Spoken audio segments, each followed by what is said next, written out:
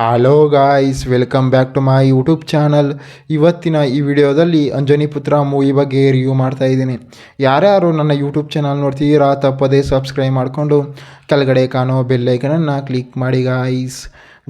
ಈ ಅಂಜನಿ ಪುತ್ರ ಮೂವಿಯಲ್ಲಿ ಯಾವ ಯಾವ ಹೀರೋಗಳು ನಟಿಸಿದ್ದಾರೆ ಮತ್ತು ಯಾವ ಯಾವ ಹೀರೋಯಿನ್ಗಳು ನಟಿಸಿದ್ದಾರೆ ಮತ್ತು ಈ ಮೂವಿಯ ಬಜೆಟ್ ಎಷ್ಟಾಗಿದೆ ಮತ್ತು ಈ ಮೂವಿಯ ಕಲೆಕ್ಷನ್ ಎಷ್ಟಾಗಿದೆ ಮತ್ತು ಈ ಮೂವಿಯು ಯಾವ ಯಾವ ಭಾಷೆಗಳಲ್ಲಿ ತೆರೆಗೊಂಡಿದೆ ಅಂತ ಕೂಡ ಈ ವಿಡಿಯೋದಲ್ಲಿ ನೋಡೋಣ ಗಾಯ್ಸ್. ಈ ಅಂಜನಿ ಪುತ್ರ ಮೂವಿಯಲ್ಲಿ ಪುನೀತ್ ರಾಜ್ಕುಮಾರ್ ಅವರಾಗಿರ್ಬೋದು ಮತ್ತು ಚಿಕ್ಕಣ್ಣ ಅವರಾಗಿರ್ಬೋದು ಮತ್ತು ರಶ್ಮಿಕಾ ಮಂದಣ್ಣ ಅವರಾಗಿರ್ಬೋದು ಈ ಮೂವಿಯಲ್ಲಿ ನಟಿಸಿದ್ದಾರೆ.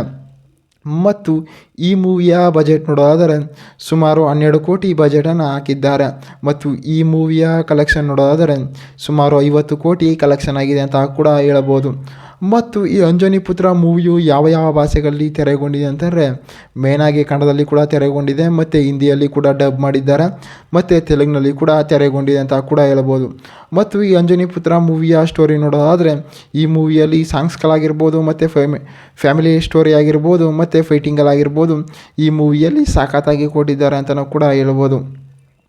ಅಂತಂದರೆ ಈ ಅಂಜನಿ ಪುತ್ರ ಮೂವಿಯಲ್ಲಿ ಪುನೀತ್ ರಾಜ್ಕುಮಾರ್ ಅವರು ಒಂದು ಫ್ಯಾಮಿಲಿಯಲ್ಲಿ ಕೂಡ ಜನಿಸಿರ್ತಾರೆ ಮತ್ತು ಆ ಫ್ಯಾಮಿಲಿಯಲ್ಲಿ ದೊಡ್ಡ ಫ್ಯಾಮಿಲಿ ಆಗಿರುತ್ತೆ ಗೈಸ್. ಆ ಫ್ಯಾಮಿಲಿಯಲ್ಲಿ ದೊಡ್ಡಪ್ಪ ಚಿಕ್ಕಪ್ಪ ಅವರಾಗಿರ್ಬೋದು ಮತ್ತು ಮಾವ ಮತ್ತು ಅತ್ತ ಅವರಾಗಿರ್ಬೋದು ಆ ಫ್ಯಾಮಿಲಿಯಲ್ಲಿ ಕೂಡ ಇರುತ್ತೆ. ಆ ಫ್ಯಾಮಿಲಿಯಲ್ಲಿ ಇದ್ದಾಗ ಏನಾಗುತ್ತೆ ಅಂತಾರೆ ಅವ್ರ ಅಮ್ಮ ಏನೋ ಒಂದು ಕಾರಣದಿಂದ ಅವನ ಮಗನನ್ನು ಕೂಡ ಅಂತಾರೆ ಪುನೀತ್ ರಾಜ್ಕುಮಾರ್ ಅವ್ರನ್ನ ಮನೆಯಿಂದ ಕೂಡ ಹೊರಗಡೆ ಹಾಕ್ಬಿಟ್ಟಿರ್ತಾರೆ ಮತ್ತು ಸುಮಾರು ಒಂದು 10 ವರ್ಷದಿಂದ ಕೂಡ ಆ ಪುನೀತ್ ರಾಜ್ಕುಮಾರ್ ಅವ್ರನ್ನ ಕೂಡ ಮಾತಾಡ್ಸೋದಿಲ್ಲ. ಅವಾಗ ಏನು ಮಾಡ್ತಾರೆ ಪುನೀತ್ ರಾಜ್ಕುಮಾರ್ ಅವರು ಒಂದು ಮಾರ್ಕೆಟಲ್ಲಿ ಕೆಲಸವನ್ನು ಕೂಡ ಮಾಡಿಕೊಂಡು ಒಂದು ಬಡ್ಡಿ ವ್ಯಾಪಾರವನ್ನು ಕೂಡ ಮಾಡ್ತಾ ಇರ್ತಾರೆ. ಅಲ್ಲಿ ಕೂಡ ಪುನೀತ್ ರಾಜ್ಕುಮಾರ್ ಅವ್ರ ಜೊತೆಗೆ ಚಿಕ್ಕಣ್ಣ ಅವರು ಕೂಡ ಇರ್ತಾರೆ ಅಂತಲೂ ಕೂಡ ಹೇಳ್ಬೋದು ಗೈಸ್.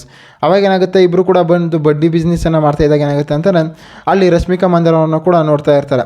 ನೋಡಿದಾಗ ಏನಾಗುತ್ತೆ ರಶ್ಮಿಕಾ ಮಂದಣ್ಣ ಮೇಲೆ ಪುನೀತ್ ರಾಜ್ಕುಮಾರ್ ಅವ್ರಿಗೆ ಕ್ರಶ್ ಆಗುತ್ತೆ ಮತ್ತು ಇಷ್ಟಪಡೋಕ್ಕೆ ಕೂಡ ಸ್ಟಾರ್ಟ್ ಮಾಡ್ತಾರೆ. ಇಷ್ಟಪಟ್ಕೊಂಡು ಏನು ಮಾಡ್ತಾರೆ ಅಲ್ಲಿ ಕೂಡ ಹೋಗ್ತಾರೆ. ಅವರಿಬ್ಬರು ಕೂಡ ಒಂದು ಫ್ರೆಂಡ್ಶಿಪ್ಪನ್ನು ಕೂಡ ಮಾಡ್ಕೋತಾರೆ ಮತ್ತು ಪುನೀತ್ ರಾಜ್ಕುಮಾರ್ ಅವರು ಹೋಗಿ ಅಲ್ಲಿ ಪ್ರಪೋಸನ್ನು ಕೂಡ ಮಾಡ್ತಾರೆ ಗೈಸ್. ಆ ಪ್ರಪೋಸನ್ನು ಮಾಡ್ದಾಗ ಏನಾಗುತ್ತೆ ಅಂತಾರೆ ರಶ್ಮಿಕಾ ಮಂದಣ್ಣ ಅವರು ಕೂಡ ರಿಜೆಕ್ಟನ್ನು ಮಾಡ್ತಾರೆ ಅಂತಾರೆ ನೀನು ಅಂದರೆ ಇಷ್ಟ ಇಲ್ಲ ಅಂತ ಕೂಡ. ಅವಾಗೇನು ಮಾಡ್ತಾರೆ ಆ ರಶ್ಮಿಕಾ ಮಂದಣ್ಣ ಅವರು ಕೂಡ ತಿರ್ಗಾ ಆ ಪುನೀತ್ ರಾಜ್ಕುಮಾರ್ ಜೊತೆ ಒಂದು ಫ್ರೆಂಡ್ಶಿಪ್ ಆಗಿರ್ತಾರೆ.